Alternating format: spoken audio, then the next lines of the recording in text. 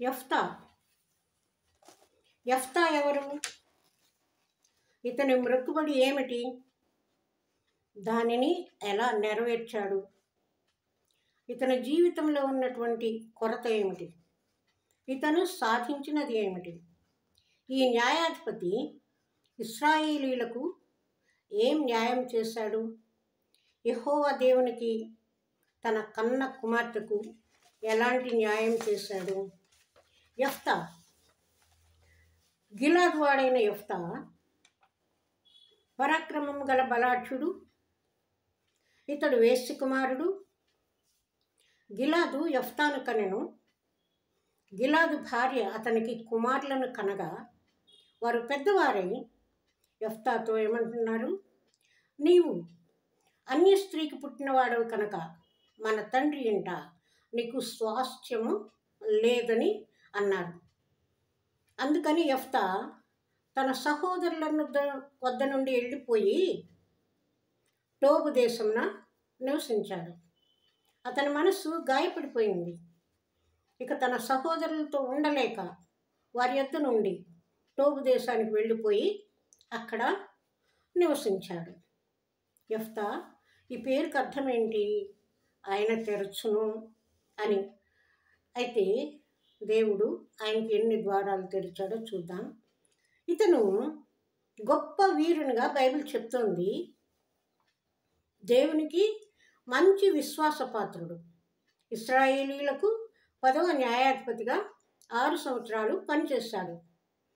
తండ్రి ఇంటి నుండి నెట్టివేయబడి టోబు దేశం వెళ్ళాక అక్కడే వివాహం చేసుకుంటాడు. ఒక కుమార్తె కూడా పుడుతుంది. తన కుమార్తెను అతను ఎంతో ప్రేమగా పెంచుకుంటాడు. అమ్మోనీయులు ఇశ్రాయేలు మీదకి యుద్ధానికి వస్తారు. అప్పుడు గిలాదు పెద్దలు యెఫ్తా దగ్గరకు వస్తారు. వచ్చి ఏమంటారంటే, నీవు మాతో వచ్చి అమ్మోనీయులతో యుద్ధం చేసిన యెడల గిలాదు నివాసులమైన మా మీద నీవు అధికారిగా ఉందువని వారు చెప్పినప్పుడు యెఫ్తా గిలాదుకు వెళ్తాడు. అక్కడున్న జనులందరూ కూడా యెఫ్తాను తమ ప్రధానిగాను అధిపతిగాను నియమించుకుంటారు. మిస్పాలో యెహోవా సన్నిధిలో తన గురించి యెహోవాకు విన్నవించుకుంటాడు యెఫ్తా. యెహోవా ఆత్మ యెఫ్తా మీదకి రాగా అతను యెహోవాకు మ్రొక్కుకుంటాడు. ఏమని మ్రొక్కుకుంటాడు? నీవు నా చేతికి అమ్మోనీయులను నిశ్చయముగా అప్పగించిన యెడల నేను అమ్మోనీయుల యొద్ద నుండి క్షేమంగా తిరిగి వచ్చినప్పుడు నన్ను ఎదుర్కొంటకు నా ఇంటి ద్వారం నుండి బయలుదేరి వచ్చునదేదో అది యెహోవాకు ప్రతిష్ఠితమగును, మరియు దహన బలిగా దానిని అర్పించదనని దేవునికి యెఫ్తా మొక్కుకున్నాడు. అయితే యుద్ధంలో విజయం సాధించి తిరిగి మిస్పాలోనున్న తన ఇంటికి వచ్చినప్పుడు అతని కుమార్తె తంబురతోనూ నాట్యముతోనూ అతనికి ఎదురు వస్తుంది. అతనికి ఏకైక కుమార్తె ఆమెను చూచి తన బట్టలు చింపుకొని, అయ్యో నా కుమారి, నీవు నన్ను బహుగా కృంగదీసుతివి, నేను యెహోవాకు మాట ఇచ్చున్నాను అని బహుగా దుఃఖపడతాడు. ఆ తండ్రి మాట విన్న యెఫ్తా కుమార్తె, నీవు యెహోవాకు ఇచ్చిన మాట ప్రకారమే చెయ్యి. అయితే నన్ను నా చెలికత్తెలను 2 నెలలు విడిచిపెట్టు. నేను నా చెలికత్తెలు పోయి కొండల మీద ఉండి నా కన్యాత్వముని గురించి ప్రలాపించదనని చెప్తుంది. అయితే యెఫ్తా అందుకు సరే అమ్మా వెళ్ళిరా అంటాడు. యెఫ్తా ఆ 2 నెలల అంతమున ఆమె తన తండ్రి యొద్దకు తిరిగి రాగా అతడు తాను మ్రొక్కుకొనిన మ్రొక్కుబడి చొప్పున ఆమెకు చేసెను అని వ్రాయబడి ఉంది. ఇంతేనా? ఇంకేమీ జరగలేదా? ఈ తండ్రి కుమార్తెల కథ ఇక్కడి నుంచే మొదలైందేమో ఒకసారి ఆలోచిద్దాం. యెఫ్తా తన కుమార్తె తిరిగి వచ్చిన తర్వాత ఏం జరిగింది? ఆమెను దేవునికి ప్రతిష్ఠించాడా?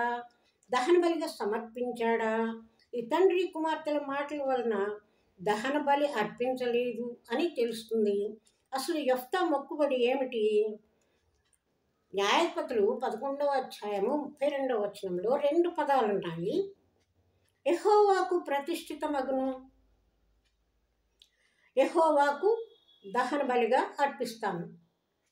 మొట్టమొదటిది ప్రతిష్ఠించటం, రెండవది దహన బలిగా అర్పించటం. హెబ్రీ భాషలో మనము చూసినట్లయితే వావ్ అనే పదం వస్తుంది. VOW హెబ్రీ భాషలో ఈ పదం వాడబడుతుంది. ఈ పదం మరియు అని కానీ లేదా అని కానీ అర్థాన్ని ఇస్తుంది.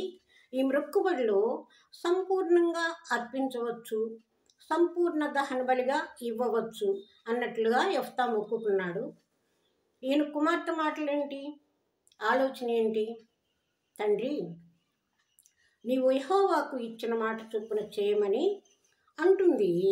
వెంటనే నాకు 2 నెలల గడువు ఇమ్ము, నా కన్యాత్వముని గురించి కొండల మీద ప్రలాపిస్తాను అంటుంది. 39వ వచనంలో ఆమె తిరిగి రాగా తాను మొక్కుకొనిన మొక్కుబడి చొప్పున ఆమెకు చేసెను అని వ్రాయబడి ఉంది. ఆ వెంటనే ఆమె పురుషుని ఎరగలేదు అని వ్రాయబడి ఉంది. ఇక్కడే చాలామందికి సందేహం వస్తుంది. ఒకవేళ యెఫ్తా తన కుమార్తెను దహన బలిగా అర్పించి ఉంటే పురుషుని ఎరగలేదు అనే మాట వ్రాయవలసిన అవసరం లేదు కదా. ఎందుకంటే అప్పటికే ఆమె చనిపోయి ఉంటుంది. కాబట్టి ఆమె చనిపోలేదని, బ్రతికే ఉందని, పురుషుని ఎరగని స్త్రీగా జీవితాంతం కన్యగానే ఉండిపోయింది అని అర్థమవుతుంది. మరో కోణం నుంచి మనం ఆలోచించినట్లయితే యెఫ్తా మొక్కుబడిలోని 2 పదాలు, మొదటిది ప్రతిష్ఠితమగును, రెండవది దహన బలిగా అర్పించదనని కదా.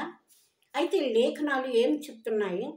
ద్వితీయోపదేశకాండం 12వ అధ్యాయం 31వ వచనంలో తన దేవతలకు వారు చేసినట్లు నీవు నీ దేవుడైన యెహోవాకు చేయవలదు.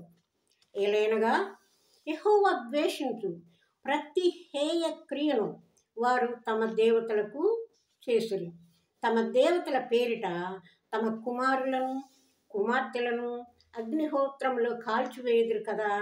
ఈ వాక్యాన్ని బట్టి మనుషులను దహన బలిగా దేవునికి అర్పించడం సరికాదనే కదా అర్థం.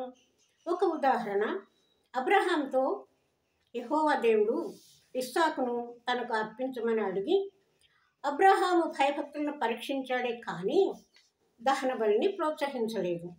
ఇస్సాకుకు బదులుగా అక్కడే పొదలో దహన బలిగా అర్పించడానికి పొట్టేలును చూపించాడు. అలాగే ఇక్కడ కూడా యెఫ్తాకి ఉన్న ఒక్కగానొక్క కుమార్తెను దహన బలిగా కోరుకుంటాడని మనం ఎలా అనుకుంటాం? రెండవ ఉదాహరణ, యెహోవా దేవునికి బిడ్డలను ప్రతిష్టకు, జంతువులను పక్షులను బలి సమర్పణకు అర్పిస్తారు. బిడ్డలను ప్రతిష్ఠిస్తారు, జంతువులను పక్షులను బలికి సమర్పణగా అర్పిస్తారు. లూకా సువార్త కూడా 2వ అధ్యాయం 23-24 వచనాలు చూసినట్లయితే ప్రతి తొలిచూలు మగపిల్ల ప్రభువుకు ప్రతిష్ఠ చేయవలను, గువ్వల జతనైనను పావురపు పిల్లలనైనను బలిగా సమర్పించవలను. ఈ వాక్యాన్ని బట్టి ప్రతిష్ఠించుటకు బిడ్డలను, బలి అర్పణకు జంతువులను ఉపయోగించినట్లుగా అర్థమవుతోంది. ధర్మశాస్త్ర వాక్యం ప్రకారం యెఫ్తా తన కుమార్తెను దహన బలిగా అర్పించలేదని, ఆమె తన జీవితం ఆంతం వివాహం కాకుండానే, అంటే తను బ్రతికినంత వరకు కన్యగానే ప్రతిష్ఠించాడు అని మనకి ఇక్కడ అర్థమవుతుంది. యెఫ్తా కుమార్తె, ఆమె యెఫ్తాకు ఏకైక కుమార్తె కదా. పురుషుని ఎరుగని కన్యని, దేవుని ఎడల గొప్ప భక్తి విశ్వాసము కలదని, తండ్రిని ఆయన నిర్ణయాలను గౌరవించేదిగా ఉన్నదని వ్రాయబడింది. తండ్రి తన మొక్కుబడి గురించి చెప్పగానే నీవు యెహోవాకు ఏ మాట ఇచ్చావో అలాగే చేయమంటుంది. కొండలకు వెళ్ళి తిరిగి వస్తుంది. పురుషుడు కానీ స్త్రీ కానీ నాజీరు వ్రతం చేయవచ్చని లేఖనాలు చెప్తున్నాయి. అందుకు కావలసిన అర్హతలను వివరిస్తున్నాయి. యెఫ్తా కుమార్తెకు ఈ అర్హతలన్నీ ఉన్నాయి. కాబట్టి దేవుడు యెఫ్తాను తన ఆత్మ ద్వారా ప్రేరేపించాడు. కొండల నుండి తిరిగి వచ్చిన కుమార్తెను దేవునికి ప్రతిష్ఠించి జంతువులను బలి అర్పణ చేశాడని మనము భావించవచ్చు. యెఫ్తా కుమార్తె అందించిన సేవలను బట్టి, ఆమెకు ఇశ్రాయేలు జనాంగంలో ఉన్న పేరును బట్టి ఇశ్రాయేలీయుల కుమార్తెలు ప్రతి సంవత్సరము 4 రోజులు ఆమెను ప్రసిద్ధి చేస్తున్నారు. అలాగే యెఫ్తా దేవుని దృష్టిలో పరిశుద్ధుడు, నీతిమంతుడిగా నిలిచాడు. ఒకవేళ యెఫ్తా తన మొక్కుబడి ప్రకారం తన కుమార్తెను బలి ఇచ్చినట్లయితే ద్వితీయోపదేశకాండం 12వ అధ్యాయం 31లో చెప్పినట్లు యెహోవా దేవుని దృష్టిలో అతి హేయనుగా మిగిలిపోయేవాడు. కాబట్టి యెఫ్తా తన మొక్కుబడి ప్రకారం తన కుమార్తెను దేవునికి ప్రతిష్ఠించి దేవునికి ఇష్టనుగా మిగిలిపోయాడు. పరిశుద్ధ గ్రంథంలో పేరు సంపాదించుకున్నాడు. నేటికి దేవుని బిడ్డలచే బహుగా కీర్తించబడుచు ఉన్నాడు. మనము కూడా దేవుని దృష్టికి ఇష్టంగా ఆయన వాక్యం ద్వారా నడిచే బిడ్డలంగా జీవించాలి. ఎన్ని కష్టాలు, అవరోధాలు, అవాంతరాలు ఎదురైనా చివరకు మన జీవితాల్లో మంచిని మిగిల్చేవిగా, దేవునిలో బహుగా ఫలించేవిగా ఉంటాయి. పరలోకపు వారసత్వాన్ని అందిస్తాయి. ఒక కామెంట్ పెట్టండి, దానివల్ల ఏదైనా సరి చేసుకుంటాను. సబ్స్క్రైబ్ చేయండి, ఒక లైక్ చేయండి. యెఫ్తా కుమార్తె తన జీవితాంతం కన్యగానే ఉండిపోయింది. అందుకే ఇశ్రాయేలీయులు సంవత్సరంలో 4 రోజులు ఆమెను బహుగా కీర్తిస్తారు. బైబిల్ స్త్రీలలో అనేకులు కీర్తించబడిన వారిగా, ఘనత పొందిన వారిగా ఉన్నారు. మరి మనం కూడా దేవునికి ఇష్టంగా జీవించుదామా? దేవునికి స్తోత్రం. మీకందరికీ నా నిండు వందనాలు.